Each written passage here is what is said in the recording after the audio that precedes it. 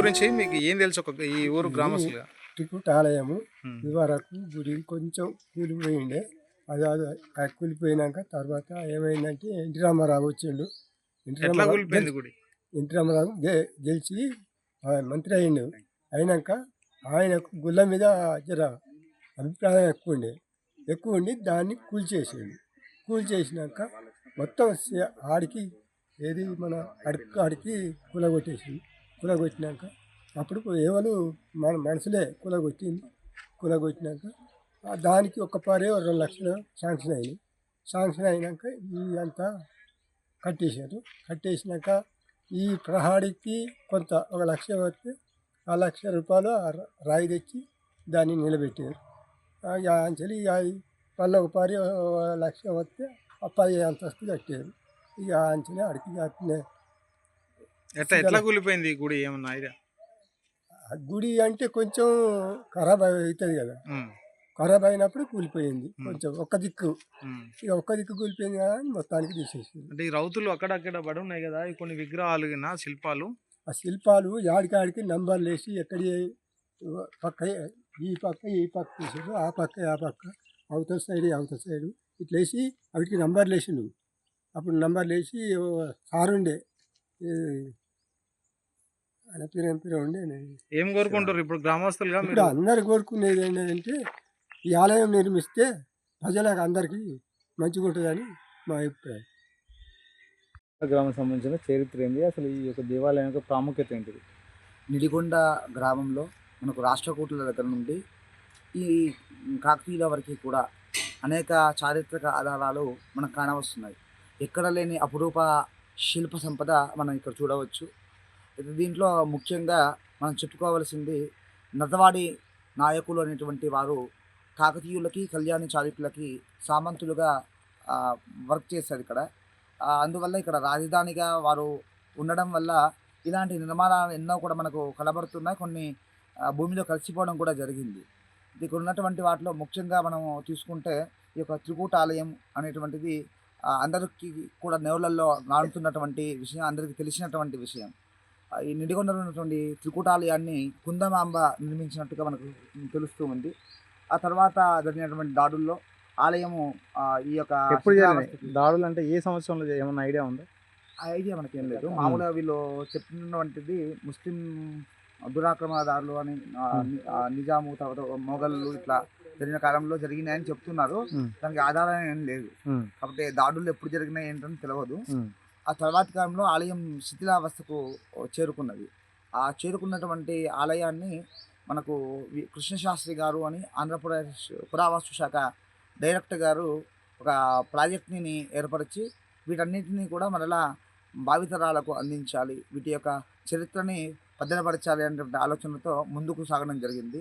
అందులో ముందుగా నిడిగొండ ఆలయాన్ని మొత్తం కూడా విప్పదీసి నంబర్లు వేసి ఈ విధమైనటువంటి నిర్మాణం ఇంతవరకు కూడా చేపట్టడం జరిగింది.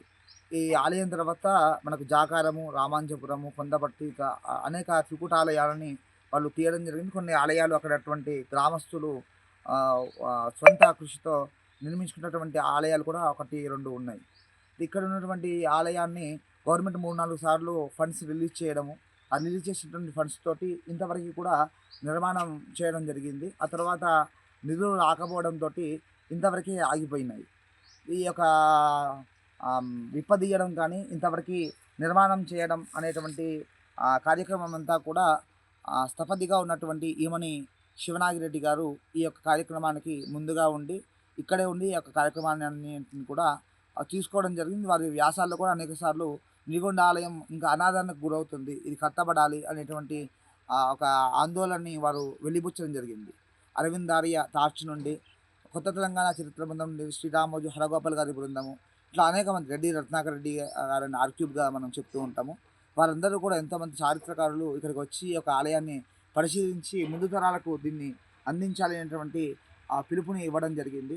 ఈ ఆలయంలో మనము గమనించుకుంటే ఇప్పుడు మనం నిలబడేటువంటి దగ్గర ఈ కింది ప్రదేశంలో 2 స్తంభాలని కూడా అతికేటువంటి టెక్నాలజీ ఇనుమును కరిగించి పోయడం జరిగింది గట్టిగా ఉండడానికి.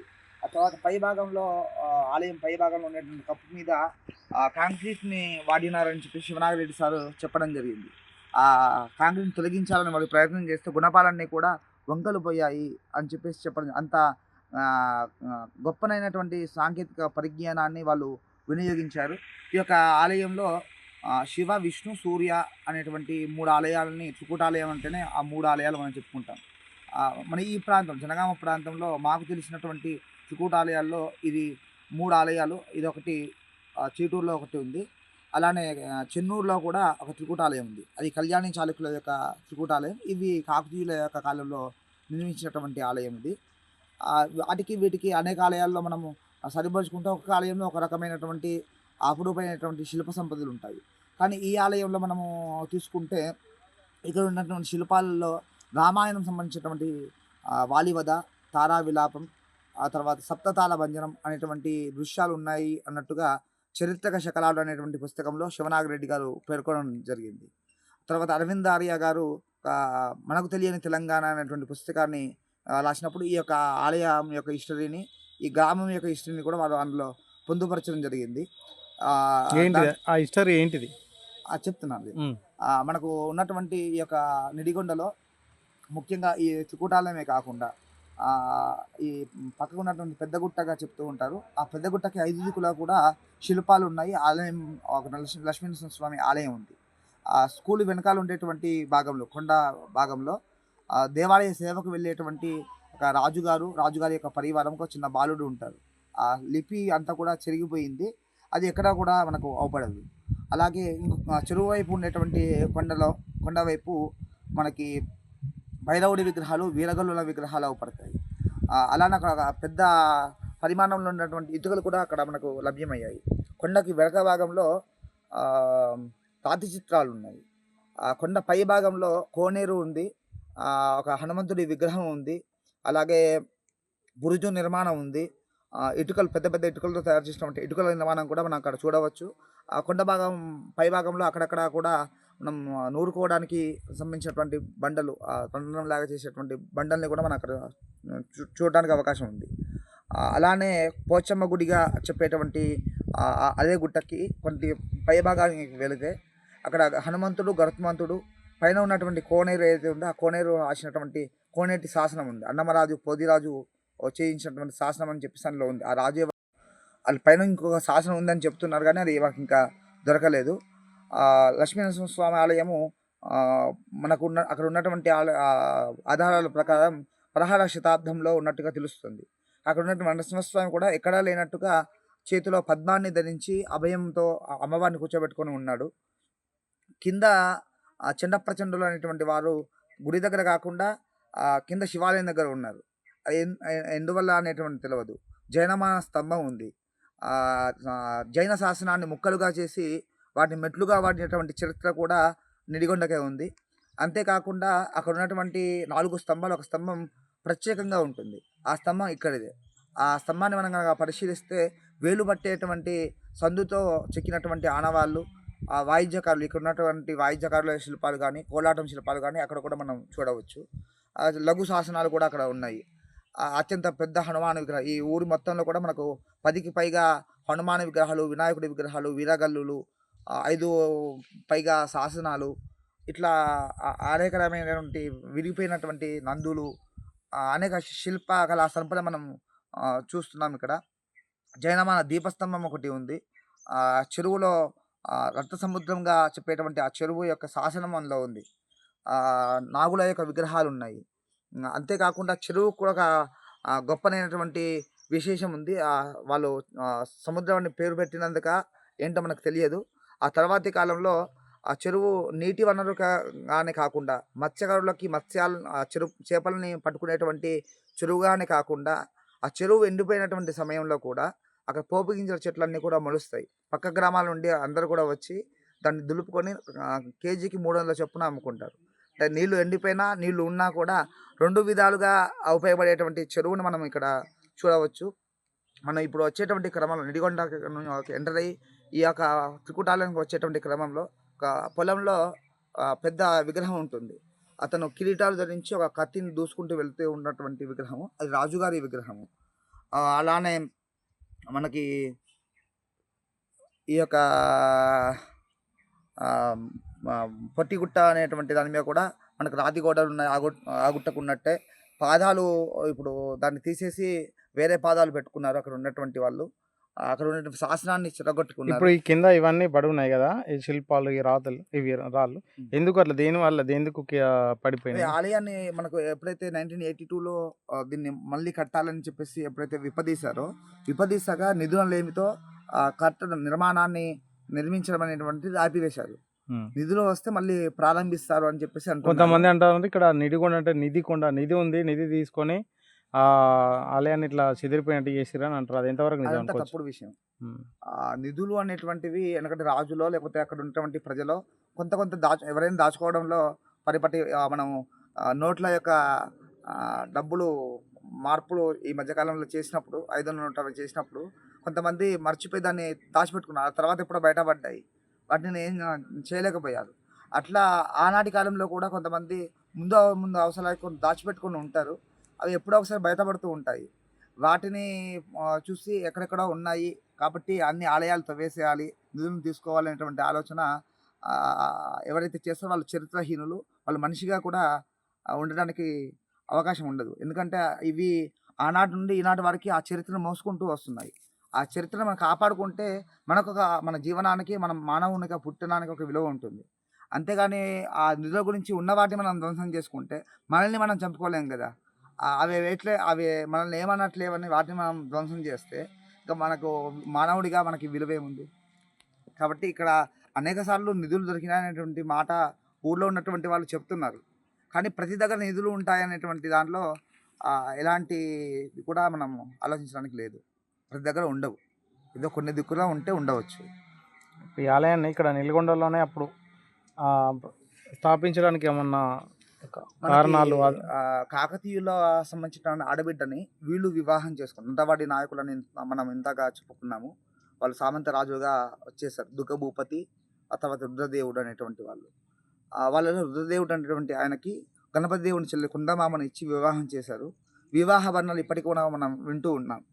అట్లా కఠినంగా గణపతి దేవుడు కుందారం గ్రామాన్ని, ఈ యొక్క నిడికొండ గ్రామాన్ని ఇచ్చినట్టుగా మనకు చరిత్రకారులు శాసనాల ద్వారా చెబుతూ ఉన్నారు. అందువల్ల అది కుందవరం అయింది. తర్వాత కాలంలో ఆ పేరు కాస్త పోయి కుందారంగా మారిపోయింది. అక్కడ కూడా కుందమాంబ అక్కడ ఉన్నటువంటి గుట్టపై ఒక ఆలయాన్ని నిర్మించిందని, అక్కడ లక్ష్మీనరసింహ స్వామి, అనంతపద్మ స్వామి ఉందని విన్నాము. పోయి చూసాం కానీ అది కూడా పూర్తి ఇదన్నా కొంత అవపడుతుంది, కానీ అది నామరూపాలు లేకుండా పోయింది. కొంతవరకే మనకు అవపడుతుంది అక్కడ చరిత్ర. అట్లా కుందమాంబ సంబంధించినటువంటి ప్లేస్ కాబట్టి ఆ కాకతీయుల యొక్క వారసత్వాన్ని వీళ్ళు తీసుకున్నారు. కాబట్టి వారికి వీరికి సంబంధ బాంధవ్యాలు ఉన్నాయి కాబట్టి వారి యొక్క ఆలోచన పద్ధతిని వీళ్ళు కూడా తీసుకొని చెరువుని నిర్మించారు, ఆలయాన్ని కట్టించారు, ఆ త్రికూట ఆలయాన్ని నిర్మించారు. వారి యొక్క కాకతీయ కళాపోషణ, వీళ్ళు వారికి సామంతులు కాబట్టి కాకతీయులకి వారి యొక్క కళాకౌశలం ఇక్కడ కూడా మనం శిల్పాల్లో చూడవచ్చు. చూస్తాం 1000 స్తంభాల గుడి. ఇప్పుడు ఇది దగ్గర సంబంధాలు ఉంటాయి కదా. అవునండి. మనము 1000 స్తంభాల గుడిలో చూసుకున్నా, రామప్ప గుడిలో చూసుకున్నా, లేకపోతే త్రికూటాలయాలు అనేక త్రికూటాలయాలు మనం చూసుకుంటే ఇట్లా నల్లరాతితో చేసిన గ్రానైట్ శిల్పాలు సొగసుగా ఉండడము, చక్కటి డిజైన్స్ వేయడము, కోలాటం సంబంధించినటువంటి దృశ్యాలే కానీ, లేదా యుద్ధానికి వెళ్ళేటువంటి సేన సంబంధించినటువంటి కానీ, దేవత సంబంధించినటువంటి చిత్రాలే కానీ, జాలకాలు, పద్మాలు, జంతువులకు సంబంధించినటువంటి కానీ అనేకమైనటువంటి శిల్పాలు మనకు అక్కడ అవపడతాయి. అదే శిల్పాలు మనకు ఇక్కడ కూడా అవపడుతున్నాయి. ముట్టుకుంటే కూడా అంత స్మూత్ గా. ఏంటి ప్రత్యేకత అక్కడ ఇక్కడ సేమ్ అవపడడానికి ఏంటి అంటే అదే వారి యొక్క వారసత్వం, కాకతీయుల యొక్క వారసత్వాన్ని వాళ్ళకు వీళ్ళకి అనుబంధం ఉంది కాబట్టి వారి యొక్క కూతురునే వీరు వివాహం చేసుకున్నారు కాబట్టి వారి యొక్క కూతురు, వారి యొక్క వంశానికి సంబంధించిన ఆడబిడ్డనే కుందమాంబ కాబట్టి అదే దాన్ని వీళ్ళు కూడా తీసుకొని దాన్ని ఫాలో అవ్వడం జరిగింది. అందువల్ల మనకు అలాంటి ఒక శిల్పకళ రీతి, అలాంటి నిర్మాణము, త్రికూటాలయం, కాకతీయులు ఎలాంటి త్రికూట ఆలయాన్ని నిర్మించారో అలాంటి త్రికూట ఆలయాన్ని మనం ఇక్కడ చూస్తూ ఉన్నాం ప్రస్తుతం. ఇప్పుడు ఈ ఆలయంలో ఎప్పుడు అంటే ఏ ప్రత్యేకమైన పూజలు ఎప్పుడు ప్రతిరోజు నిర్వహిస్తారా, లేకుంటే ఏ సమయంలో నిర్వహిస్తారు? ఇక్కడ ప్రత్యేకమైనటువంటి పూజలు అనేటువంటి ఏమీ లేవు. ఎందుకు అంటే ఉండేదా ఒకప్పుడు ఉండేవి అని చెప్తున్నారు. సూర్యుడు ఈ యొక్క కాంతి ఉదయం సాయం కాలంలో ఇక్కడ ఉన్నటువంటి శివలింగాన్ని తాకేవి అని చెప్పేసి చెప్తున్నారు. ఆ శివలింగం కూడా ఇప్పుడు విరిగిపోయి అక్కడ మూలకు పడేసి ఉంది. పానవట్టం అవన్నీ కూడా. మిగతా 2 ఆలయాలు ఉన్నటువంటి సూర్యుడు, విష్ణువుకు సంబంధించినటువంటి విగ్రహాలు మాత్రం మనకు లభ్యం అవ్వట్లేదు. ఈ చుట్టుపక్కల ఎక్కడైనా ఉండాలి, లేకపోతే భూమి పొరల్లో ఎక్కడ పడేసి ఉండాలి, లేకపోతే ఏమైనా ఎత్తుకపోయి కూడా ఉండవచ్చు. మొత్తం శోధన జరిపితేనే అది మనకు తెలుస్తుంది. అయితే ఇక్కడ అందరికీ కూడా ఒక ఆలోచన రావచ్చు, మరి అలా ఎలా చెప్తున్నారు, సూర్య విష్ణు శివ అనేటువంటిది ఎలా చెప్తున్నారు అంటే, ఇక్కడ ఉన్నటువంటి మధ్యలో ఉన్నటువంటి దానికి చండప్రచండ యొక్క ద్వారపాలకుల శిల్పాలు ఉన్నాయి. అది విష్ణువు సంబంధించినటువంటి ద్వారపాలకులు కాబట్టి విష్ణు ఆలయం ఇక్కడ ఉంది అని మనం చెప్పడానికి ఆధారం. ఆ పక్కకు ఉన్నటువంటి నిర్మాణం కానటువంటిది అయితే కొంతవరకు కూడా పూర్తి కానటువంటిది సూర్య ఆలయం. ఆ సూర్యాలయంలో ఉండాల్సినటువంటి అధిష్టాన పీఠం అని అంటాము. ఆ విగ్రహం కింద పెట్టే భాగాన్ని, ఆ అధిష్టాన పీఠానికి 7 అశ్వాలు 7 గుర్రాల మీద అనూరుడు రథాన్ని తోలుతూ ఉంటే సూర్యుడు దాని మీద ఉంటాడు అని మనకు పురాణ శ్లోకాలు చెప్తూ ఉన్నాయి. కాబట్టి దానికి సంబంధించిన అధిష్టాన పీఠం మీద ఆ 7 అశ్వాలు ఉన్నాయి, అనూరుడు ఉన్నాడు అని చెప్పడానికి గుర్తుగా ఉంది. ప్రస్తుతం ఈ 2 సంవత్సరాల నుండి మాత్రము అందరికీ దీన్ని తెలియజెప్పాలి. భక్తి అనేటువంటి దాంట్లో అన్న వీళ్ళలో ఒక చైతన్యాన్ని తీసుకొని రావాలి. ఇక్కడ ఉండేటువంటి శిల్పాలు ఉన్నటువంటి జానపద వ్యవస్థ కానీ, చారిత్రక వ్యవస్థ కానీ, ఆధ్యాత్మికమైనటువంటి కోణం కానీ అందరికీ తెలియజెప్పాలి అనేటువంటి అంశంతో ఆలయంలో ఒక మూర్తి ఉంటేనే దీపోత్సవాలు అనే ఉత్సవాలు కానీ చేస్తాం. ఇక్కడ అలాంటివి లేవు కాబట్టి ఉన్నటువంటి హనుమంతున్నే ముందుగా పెట్టుకొని పోయిన సంవత్సరం నుంచి కూడా ఈ దీపోత్సవ కార్యక్రమాలని నిర్వహిస్తూ ఉన్నాం. అంటే ఎప్పుడు దీపోత్సవం కార్తీక మాసంలో దీపోత్సవాన్ని నిర్వహిస్తూ ఉన్నాం. ఇక్కడ ఉన్నటువంటి మా వీళ్ళని బట్టి ఇక్కడ ఉన్నటువంటి ముందుకు వచ్చేటువంటి యువకులు ప్రజల యొక్క వీళ్ళని చూసుకొని ఒకరోజు దీపోత్సవాన్ని చేస్తూ ఉన్నాం. ఇక్కడ మీరు పూజారిగా గ్రామస్తులుగా ఇప్పుడు ఈ ఆలయం గురించి మీరు ఏం కోరుకుంటున్నారు? ప్రజలు ప్రభుత్వానికి కోరుకున్నది ఒకటే, ఆలయాన్ని అందరం కలిసి పునర్నిర్మించుకోవాలి, ముందు తరాలకు అందించాలి. ఒకవేళ అలాంటి పరిస్థితులు లేవు, మేము కట్టలేము అనేటువంటి ఆలోచన కనుక ప్రజల్లో కానీ ప్రభుత్వంలో కానీ ఉంటే, ఇక్కడ ఉన్నటువంటి శిల్పాలు ఏవైతే పడవేసి ఉన్నాయో వాటిని ఒక వరుసగా పెట్టైనా ఒక సైట్ మ్యూజియం లాగా, ఓపెన్ ఎయిర్ మ్యూజియం లాగా వాటికి భద్రతను ఇస్తూ ఇక్కడ ఏర్పరచాలి. అలా అసాంఘిక కార్యకలాపాలకి ఒక అడ్డాలాగా మారిపోయింది. కాబట్టి ఒక చక్కటి భద్రత ఏర్పరచడం కానీ, విలేజెస్ కూడా చైతన్యంతో ఎవరైనా ఇటు వచ్చి తాగుతున్నా కూడా ఇక్కడ అలాంటి అసాంఘిక కార్యకలాపాలు చేయొద్దు అనేటువంటి మాటలు వాళ్ళ నుంచి కూడా బాధ్యత అనేటువంటి ప్రభుత్వమే కాదు ప్రజలు కూడా తీసుకోవాలి. కాబట్టి ఇద్దరు తీసుకున్నప్పుడే ఇది మరలా పునర్వైభవానికి రావడానికి అవకాశం ఉంటుంది.